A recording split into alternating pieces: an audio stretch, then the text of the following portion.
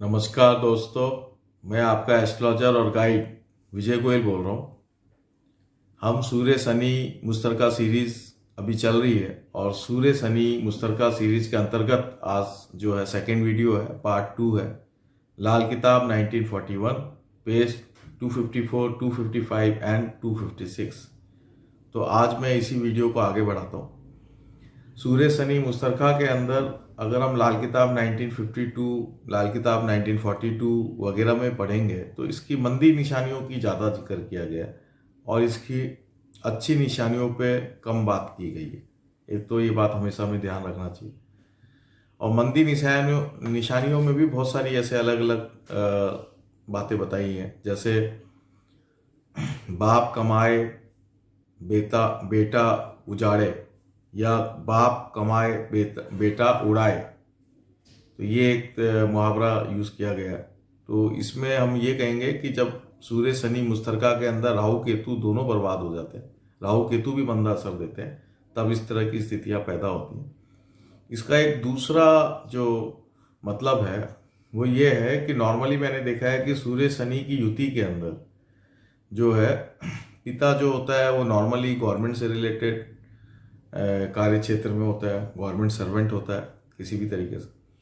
तो वो पिता अपने बेटे को भी गवर्नमेंट सर्वेंट बनाना चाहता है या खुद वो बेटा गवर्नमेंट सर्वेंट बनना चाहता है, लेकिन वो बन नहीं पाता है। तो इसमें यह है कि दोनों एक छत के नीचे अगर काम करते हैं, बाप और बेटा दोनों एक छत के नीचे काम करते हैं, तो दोनों में से एक व्यक्ति ही कमा पाता है। ये ऐसा देखा गया है, ये प्रैक्टिकली देखा गया है। तो इसलिए बाप कमाए बेटा उड़ाए का दो अर्थ हो गया कि नॉर्मली दोनों में से एक व्यक्ति कमाता है। ये अच्छे अर्थों में है और बुरे अर्थों में तो आप समझ ही रहे हैं। अब इसका एक और जो मुहावरा मैंने देखा है, अपना घर फूंक कर तमाशा देखे, ये मुहावरा भी यूज़ किया गया है 1952 में। तो इसका मतलब होता है कि वहाँ पे बुध भी मंदा है और मंगल बद भी है। मंगल बद होने से घर फूंक देगा और बुध मंदा होने से तमाशा देखने वाली बात आई।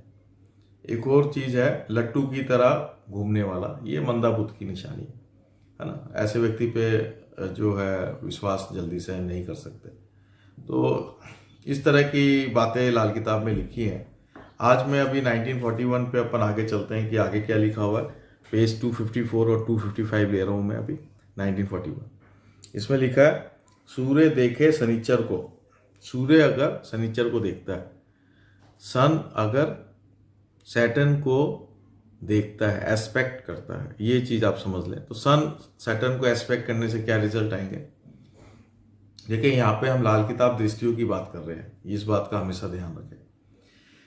तो क्या होगा, शुक्र उजड़े औरत पर औरत मरती जावे, मगर खुद मजबूत तबाह उम्दा ताकत, स्कूलों का आम इल्म के अलावा महक माना इल्म जादूगरी इल्म मकानत होगा।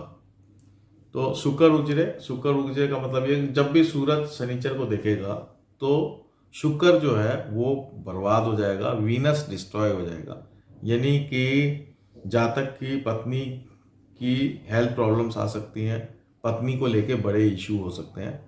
ये बात यहाँ बताई है। जब सूरज सूर्य को देखेगा, जब सूर्य शनि को देखेगा, तब ये स्थिति आएगी। शुक्र उजरे, औरत पर औरत मरती जावे। तो औरत पर औरत मरती जावे, नॉर्मली इसके लिए एक स्पेसिफिक कंडीशन लाल किताब 1952 में लिखी है कि जब सूर्य खाना नंबर 6 और शनि खाना नंबर 12 में हो, तो ये जो दृष्टि है खाना नंबर 6 से खाना नंबर 12 पे, उसमें औरत पे औरत मरती जाती है। ये एक स्पेसिफिक कंडीशन लिखी है, लेकिन ये ओवरऑल ये बात को इंडिकेट करता है कि जब भी सूरज शनि को देखेगा तब भी ये स्थिति बन सकती है। मगर खुद मजबूत तबाह उम्दा ताकत, यानी ऐसा व्यक्ति खुद मजबूत होगा।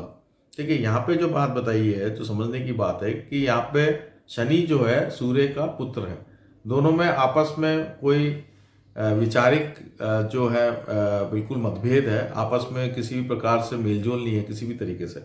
तो जब सूरज शनिचर को देखता है तब भी सूरज शनि पे इतनी तो रहमत करता है कि वो उसको नुकसान नहीं पहुंचाता है। बेटे को, बाप जो है अपने बेटे को कभी भी नुकसान नहीं पहुंचाएगा। ये इस बात को यहाँ पे बताया गया है कि मगर खुद मजबूत तवा, यानी खुद वो शरीर से बहुत मजबूत होगा, क्योंकि सूरज खुद शरीर भी है। तो यहाँ सूरज अच्छा ही है, उम्दा ताकत, और ताकत जो है वो शनि की देन है, मसल पावर जिसे बोलते हैं। तो उसके पास हेल्थ प्रॉब्लम्स नहीं होंगी, ये बात बताई गई है कि जब भी सूरज शनि को देखेगा तो जातक को खुद को हेल्थ प्रॉब्लम्स नहीं होंगी। बाकी शुक्र उड़ जाएगा, यानी कि वीनस तो डिस्ट्रॉय हो जाएगा। स्कूलों का आम इल्म के अलावा, स्कूलों का आम इल्म यानी एक जो नॉर्मल स्टडी होती है, ऐसा व्यक्ति नॉर्मल स्टडी तो करता ही करता है।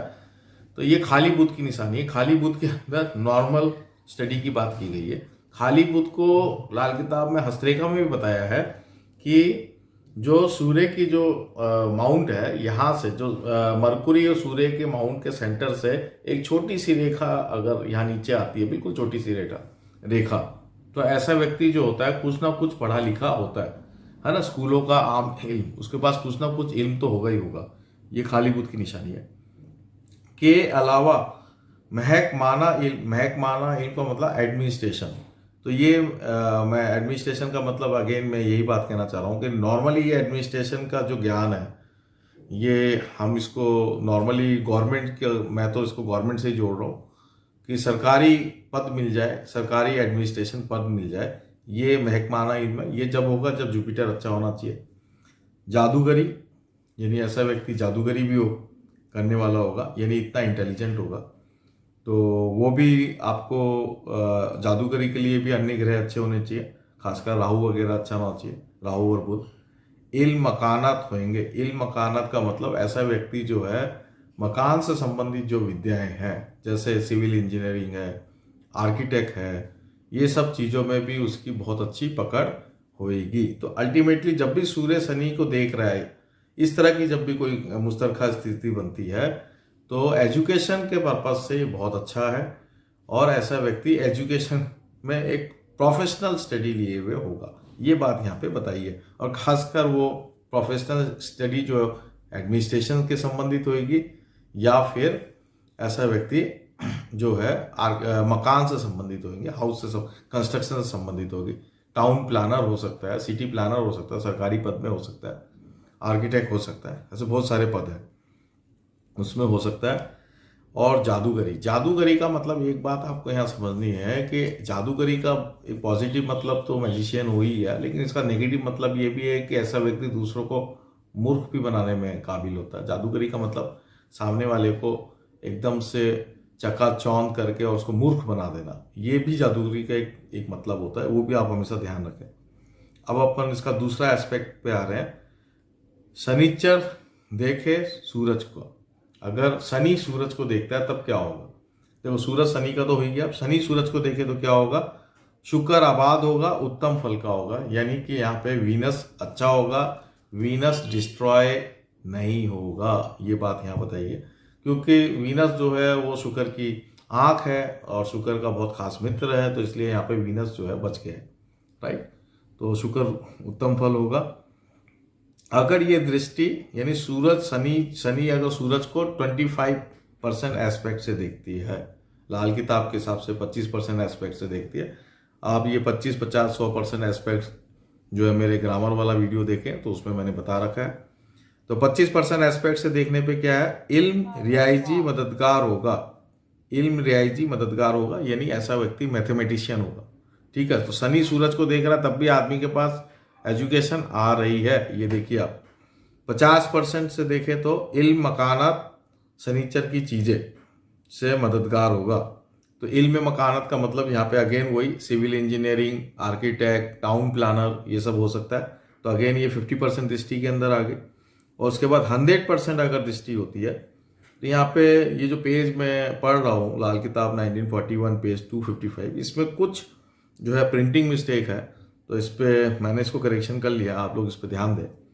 100% दृष्टि होने पे जादूगरी का मालिक होगा, ये शब्द यहाँ पे लिखा हुआ नहीं है, तो ऐसा व्यक्ति जादूगरी का मालिक होगा, यानी मायावी होगा।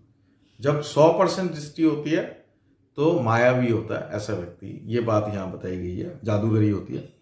तो 100% दृष्टि में एक वैसे तो मेरे पास इतने उदाहरण नहीं है, लेकिन मैंने एक बहुत साल पहले इंटरनेट पे नॉस्ट्रैडामस की कुंडली देखी थी, किसी ने बनाई थी। नॉस्ट्रडेमस की कुंडली में शनि को 3rd हाउस में रखा था और सूर्य को 9th हाउस में रखा हुआ था उस कुंडली में। तो आप देख सकते हैं कि वो किस तरीके से फ्यूचर टेलर भी था और उसके पास किसी ना किसी तरह का ब्लैक मैजिक भी था। जब भी शनि सूर्य को देखेगा तो शनि की ब्लैकनेस जो है वो सूर्य पे आ जाएगी, तो वो ब्लैक मैजिक का एक्सपर्ट होगा, तांत्रिक होगा। ये बात यहाँ बताई गई है कि ये कॉम्बिनेशन से व्यक्ति तांत्रिक बनता है। इस बात को आपको ध्यान रखना, ठीक है। सूर्य शनि को देखे तो तांत्रिक बनेगा ऐसा जरूरी नहीं है, लेकिन शनि सूर्य को देखेगा तो जरूर बनेगा, क्योंकि शनि के ब्लैकनेस सूर्य के ऊपर छा जाएगी। इसलिए इवन चंद्र स्वामी जी एक बहुत बड़े तांत्रिक हुए हैं, यहाँ पे अलवर डिस्ट्रिक्ट में रहते थे, वो दिल्ली में रहे हैं बहुत साल। उनका भी शनि 2nd हाउस में था और सूर्य जो है 4th हाउस में था। तो शनि पहले घरों में था और सूर्य बाद के घरों में था। ये भी एक कंसेप्ट है, अभी हम आगे पढ़ेंगे। तो उससे भी हम देख रहे हैं कि शनि का जो ब्लैकनेस है वो सूर्य पे पड़ी, तो वो बहुत ही पावरफुल तांत्रिक के रूप में प्रसिद्ध भी हुए। अब तो वो है नहीं, लेकिन मैं ये बात बता रहा हूँ कि ऐसे बहुत सारे तांत्रिक कुंडलियों में भी आप चेक कर सकते हैं। आगे चलते हैं।